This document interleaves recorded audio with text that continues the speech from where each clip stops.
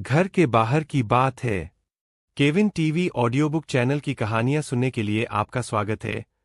अध्याय 106। एक अच्छा विचार। लड़ाई समाप्त हो चुकी थी और विजेता घोषित किया जा चुका था। इसके साथ ही रेफरी रिंग में आया और उसके साथ उसी गैंग के कई लोग भी थे।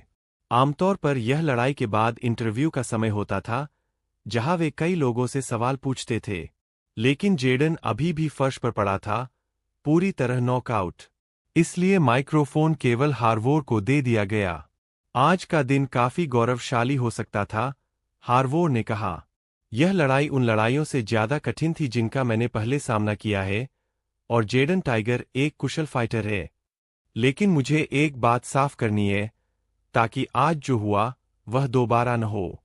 आज जेडन ने जो किया, उसे एएफसी में गैरकानूनी माना जाता है।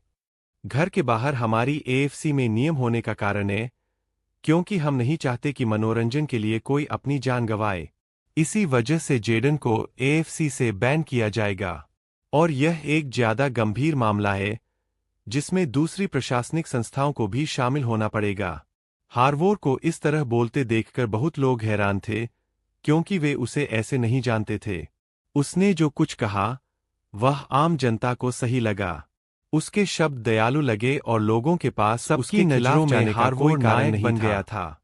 जेडन खलनायक था, एक ऐसा बेकाबू इंसान जो हद से आगे निकल गया था।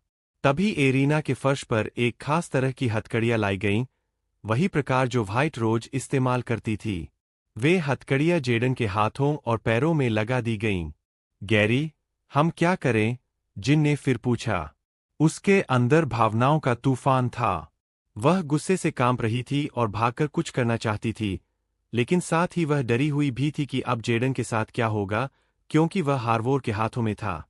घर के बाहर पुलिस और व्हाइट रोज का दबदबा था। कोई भी हार्वोर से कुछ छीनने की हिम्मत नहीं करता। गैरी भी समझ नहीं पा रहा था कि उसे क्या करना चाहिए।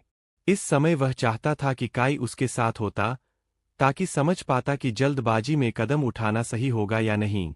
अचानक नीचे की मंजिल पर दो लोग पहले से ही आगे की सोच रहे थे। अरे, हमें कुछ करना होगा, ऑस्टिन ने कहा। तुम्हारा क्या मतलब है?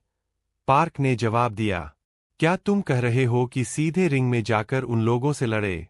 यह पागलपन है। तुम सही कह रहे हो। लेकिन अगर मेरा अंदाजा सही है, तो जब यह दिखावा, बेल्ट और रिंग में इंटरव्यू खत्म हो जाएगा, तब कोई ऐसा होगा जो खुद को और रोक नहीं पाएगा और इस पूरे झमेले के बीच कूद पड़ेगा। इसलिए हमें कोई तरीका निकालना होगा कि